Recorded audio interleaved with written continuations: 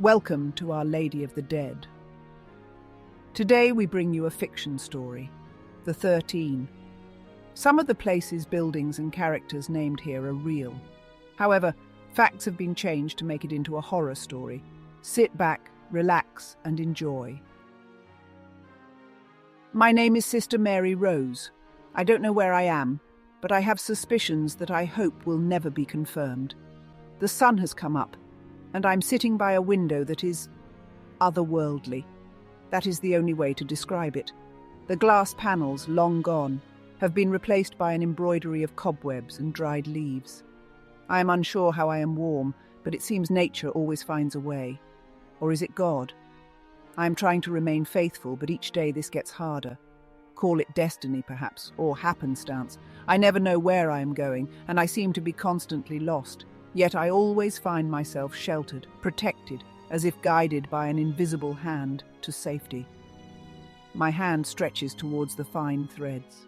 It is an involuntary movement, but I stop myself just in time, only millimeters away from the magic. Like any illusion, it will vanish the moment it is touched. The feeling of being safe would then disappear. A memory of Mother Stanislaus rushes back, her hand stretched, just like mine is now, touching a still unopened envelope. I wonder if that envelope is where this whole mess started. We had stood around her, eager to know what the letter said. We're doing the same now, but our circumstances have changed direly. Do you think I should? Mother Stanislaus asks nobody in particular. Her hands shake as much as her voice. No, don't! I utter the words desperately, but they're too late. I can say the words now, though I couldn't then. Back then I could only stay still, quiet, mesmerized by the creaminess of the folded paper. It almost looks like the colour of fresh butter, Mother Stanislaus said, while looking at me with yearning in her eyes, and thirst for a future for us, for all of us, not just for herself or a selected few. That's true, Sister Mary Morwena said. When I was a child, that was the colour of butter. No, maybe more like custard. I think it will be good. Sister Mary Stanislaus took this as encouragement. Her thin, long fingers, marked by a lifetime of hard work in the fields and intense labour, took the envelope, handling it almost as a sacred object. She gently opened it, and as she did, the nail on her index finger broke. A little drop of pink blood of this fragile woman stained the creamy paper. I should have known it was an omen. We, a group of 13, had served during the Crimean War, tending to the dying and wounded. Following this, the Archbishop of Buenos Aires invited us to aid in education and healthcare in the rapidly expanding city.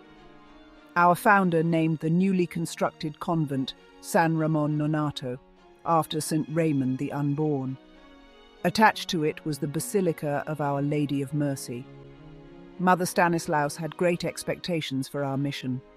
Argentina, a land freshly scarred by independence and revolution, bore the wounds of a nation divided. They had expelled the Spaniards, repelled British and French invasions, and later fought with neighbouring Paraguay and Brazil, former allies against the Spaniards, now turned enemies. The journey across the Atlantic had been long, and when we finally arrived in Buenos Aires, the air crackled with tension. A civil war now raged in the cobbled streets.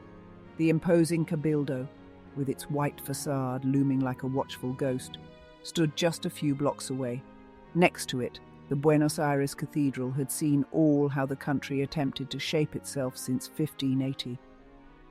Our convent, nestled in the very heart of the nation's power, would be sanctuary amidst the turmoil. Federales in red and Unitarios in blue remained locked in a bitter struggle for the soul of Argentina. Would they become a republic with a president and centralized power, or would they remain a federation of United States? The streets were painted with the colors of their causes, and the blood of enemies was used to paint warnings. The passions that drove this people were incomprehensible to us. In the heart of this volatile city, we, exiled daughters of Ireland, found ourselves aghast by some of the sights we encountered. We had been warned our position was to remain neutral. The bishop, to aid our settling, gave us a novice. He said he owned the child, as she had been born on the property of the church, out of the womb of a native, and as such he could order her where to go and what to do. Considered as property, she was a mix of indigenous and criollo, descendants of Spaniards born in the new country.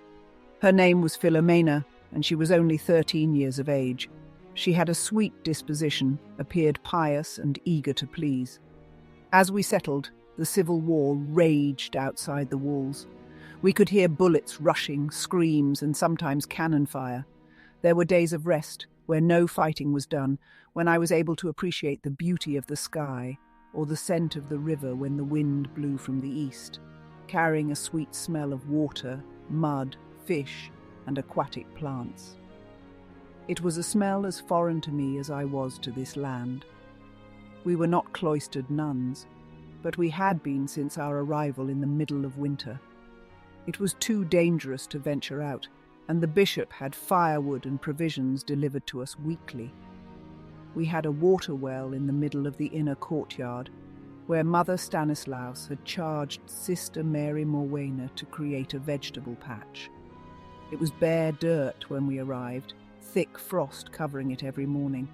We were all confused as to why Mother Stanislaus would assign this task to Sister Mary Morwena, as she seemed the least appropriate person for it. I didn't know her story. Nobody knew anybody's stories, as we left our past behind the minute we entered the order.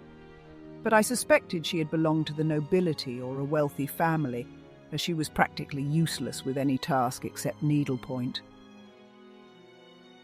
As spring came, the bare soil suddenly sprang to life, and weeds overtook every inch of earth. Mother Stanislaus sent Sister Morwena to remove the weeds in the inner courtyard under the rain. Filomena, without anyone asking, helped her and showed her that not everything was a weed. There was plenty of wild fennel that could be harvested for food, especially soups. As the weather warmed and the spring storms passed, the fighting became worse. By the end of November, it was impossible to sleep or even pray, our silence always interrupted by the sounds of battle. It was Crimea all over again, but this time we were useless. We could tend to no one. We couldn't even see what was happening. We were to remain neutral, almost absent. I questioned God often about this. On the 18th of November 1852, the Unitarios' full army entered the city, and the streets were blue first, but soon they would run red with blood. The army attempted to get into the Cabildo. Following the army came their families, women and children following their men into war. Most of the men had been forcefully recruited and made to fight for something they didn't believe in nor cared for. We knew nothing of this until a few days later, when a group of wounded Unitarios and civilians who had followed the army came requesting our help. An epidemic of dysentery had broken out as they camped in the streets of Buenos Aires. They kept on pounding at the convent's thick gate, screaming for help. Mother Stanislaus came to the gate, dragged by Filomena, who begged for these people to be helped. The banging at the door became louder. More hands were now knocking. Behind Filomena stood Sister Mary Morwena, who said, "Mother, please don't open the gate. We're meant to remain neutral. These people, we can't help them. Look at them through the Judas hole." Fear spoke for her, something I had not seen in her during Crimea. I wondered if she could see their blood was the same colour as ours. I saw Filomena in each of their faces. They looked like her, poor and uneducated, just as I had been before entering the convent. I understood their hunger for food, for health, for a future. Mother Stanislaus bit her lower lip and opened the gate herself.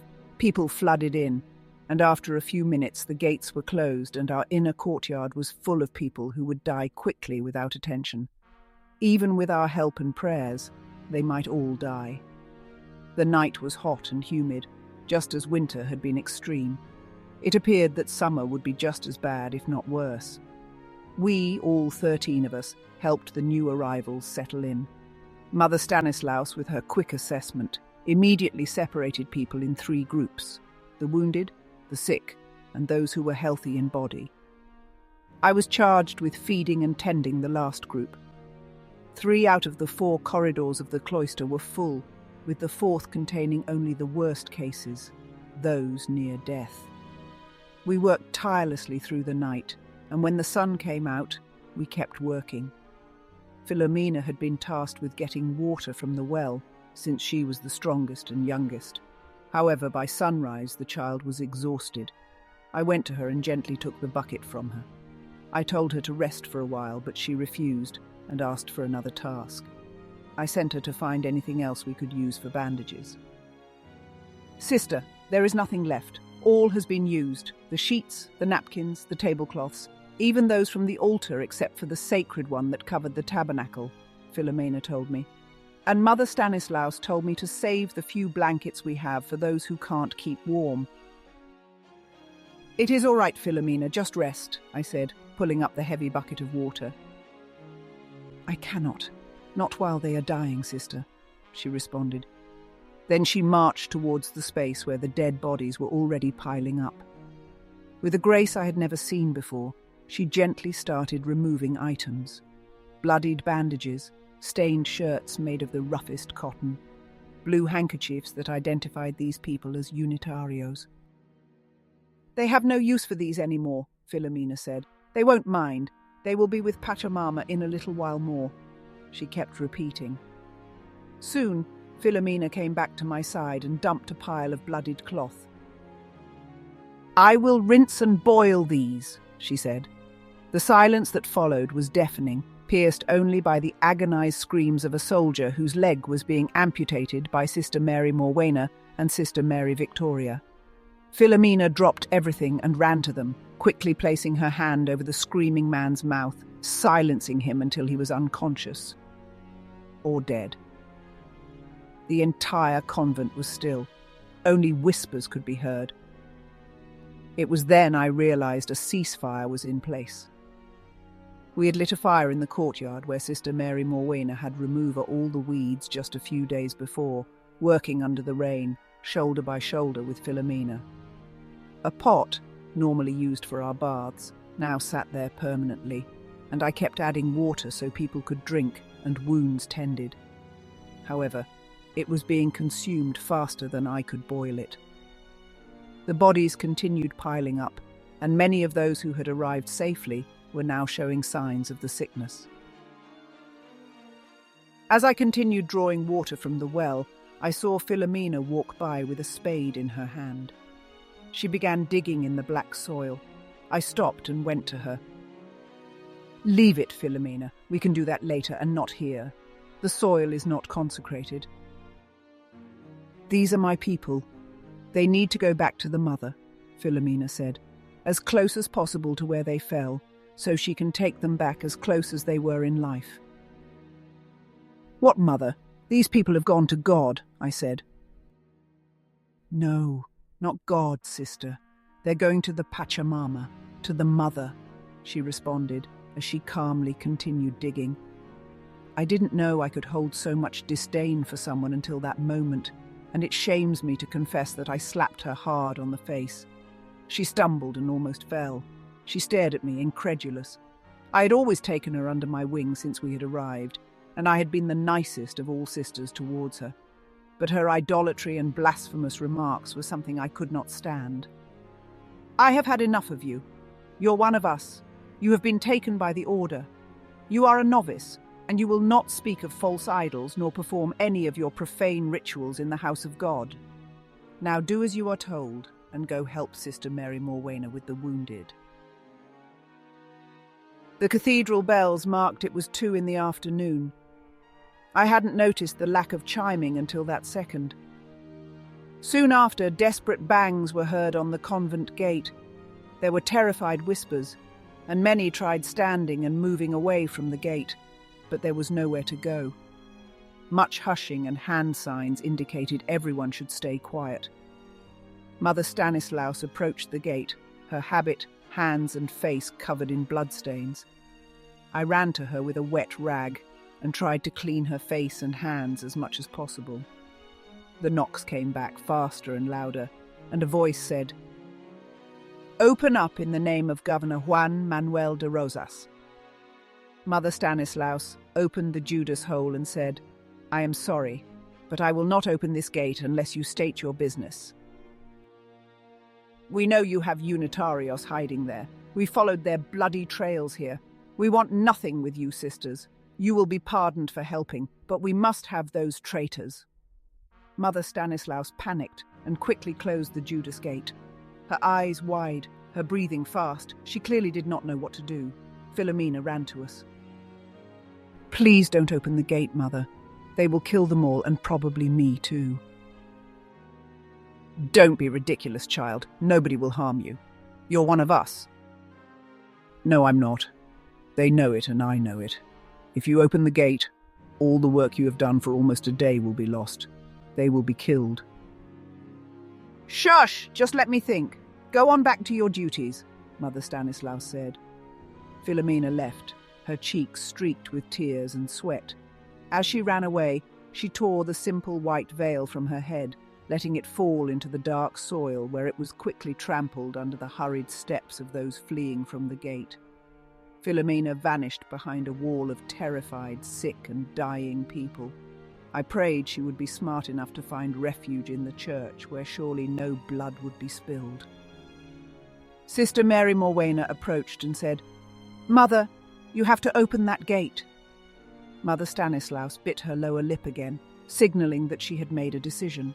She opened the Judas hole and said, "I want you to get the Archbishop here. I will not open the gate for anyone else." Less than half an hour later, a knock and loud voices announced the bishop's arrival. Mother Stanislaus checked the Judas hole, and the Archbishop politely asked her to open the gate, promising that no person would be harmed. Mother Stanislaus complied. A full squadron stormed through the gate, with the Archbishop of Buenos Aires being the last to enter. Those who could move ran toward the church and the cells where we slept. Some fled into the kitchen, but the federales were relentless, and they slaughtered everyone they found. My eyes struggled to comprehend the horrors before me, and I turned to the Archbishop, saying, "You said no person would be harmed." Very calmly he responded, "These are not people. They're slightly better than animals. Dogs are far more loyal than this bunch." I saw Sister Mary Morwena shielding Philomena, screaming at him, "She's a sister! She's a sister!" as she clung to Philomena's habit and her own, showing they were identical. Within an hour, the mayhem was over. Most of the refugees were dead. Some were agonizing. Even the children and infants had been murdered. "Let us move away from this disaster, sisters," the Archbishop said, marching towards the church. All the sisters followed, watching as the federales began removing the bodies. "They will cart them to the river, no doubt," the Archbishop commented nonchalantly. As we stepped into the church, we could see that even here, refuge had not been found. Bodies lay where they had fallen. The Archbishop was right. These killers were no better than animals. We stood in front of the naked altar, and I only saw a slab of stone. Surely Christ had left this place today. "I believe you were instructed you should remain neutral," the Archbishop said. I wondered what he meant by that. Allowing the federales to slaughter these people was in no way neutral. "I'm afraid I will have to ask you to leave the country. I will contact your superioress, and you will know soon. But let this be a lesson to you all, sisters. Remember this day. Now, let us pray." We all knelt on the first pew, and the Archbishop led us in prayer as the bodies were removed from the church. Eventually everyone left, leaving the corpses piled in the inner courtyard. They mentioned they might return the next day or the day after for the bodies. The black soil was saturated with the blood of its people. Philomena attempted to bury them, but was forbidden by the Archbishop and the squadron leader. "Please, Mother, they lay as they lived in squalor. Allow me to give them the peace of Pachamama," Philomena begged Mother Stanislaus. The mother ignored the blasphemy and sent everyone to wash and sleep. The corpses were beginning to smell, and I was terrified we would fall prey to dysentery next.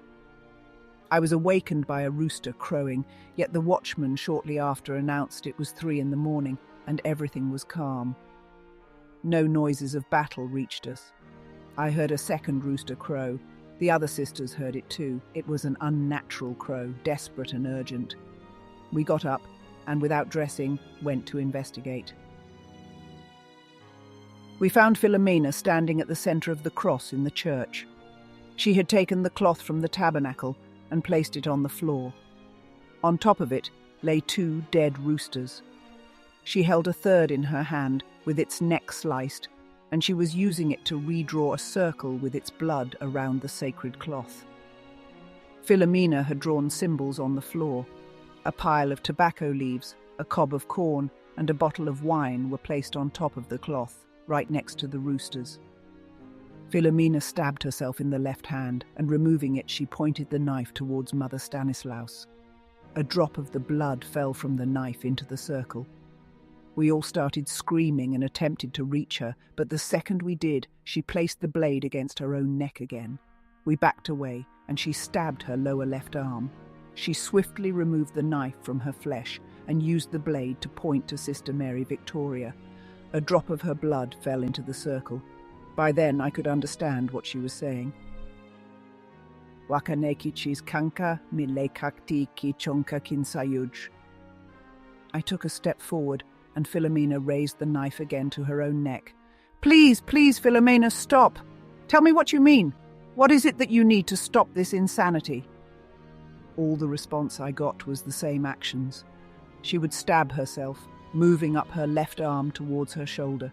She did this 12 times in total, and then I was the only one she had not pointed the knife to.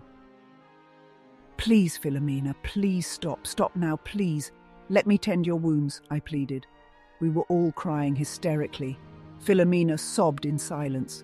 Her response was to stab herself in the chest and remove the blade quickly.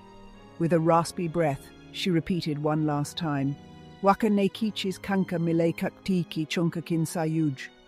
She then let go of the blade and collapsed on top of the fire. I ran to her and held her in my arms, but it was too late. She stared at the empty space towards the ceiling, took a few laborious breaths, and died in my arms. The days, months, and years that followed are hazy for me. Time seemed to stop and speed up repeatedly. I recall receiving an envelope from the Archbishop of Buenos Aires indicating we had passage to Australia. Memories of the church engulfed in flames, which then consumed St. Raymond the Unborn, flash before me. I remember standing at the Buenos Aires Cathedral just a few blocks away and repeating Philomena's words over and over 13 times.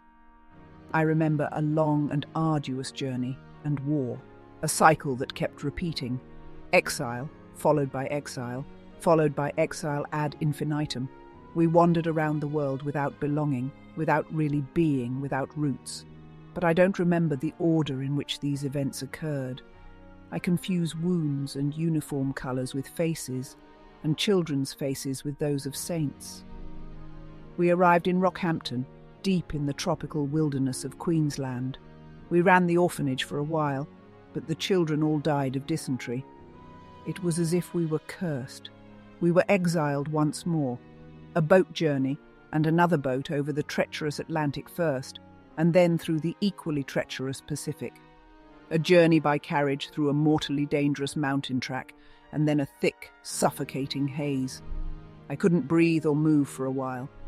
Then mist enveloped us, and time stopped and sped up again and again. We wandered along the track. Razorback, Mount Morgan. These names echo in my mind, sometimes spoken by Sister Mary Morwena, sometimes by Mother Stanislaus, and sometimes by Philomena. We are lost in this mountain. We have been for a long time. We wander around and around, climbing steep inclines and descending into ravines, only to reappear on a black and yellow road with surreal twists. Carriages with bright lights but no horses sometimes pass by. At night, the ground in the distance shines brighter than the sky. Occasionally we find ourselves in a deserted cabin, which becomes more dilapidated each time I see it. Sometimes an envelope awaits us there. Mother Stanislaus stretches her hand toward it, then vanishes, while Philomena's words resonate in my mind. Wakanekichis kanka milaikaktiki chunka kinsayuj. The sun has risen, and I am sitting by a window that feels otherworldly. The glass panels have been replaced by a tapestry of cobwebs adorned with dried leaves. I hear Philomena's voice floating in the air, saying again, Wakanekichis kanka milaikaktiki chunka kinsayuj, Sapa. Then, in a language I can understand, she whispers, 13 will lament their evil ways forever. Forever. And ever. And this is our end.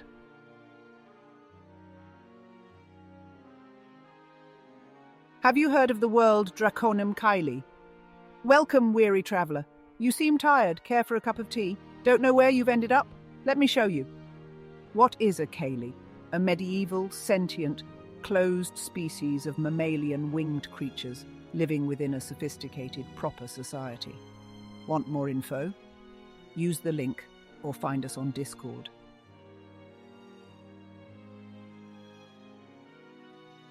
Thank you for joining us on this fictional journey.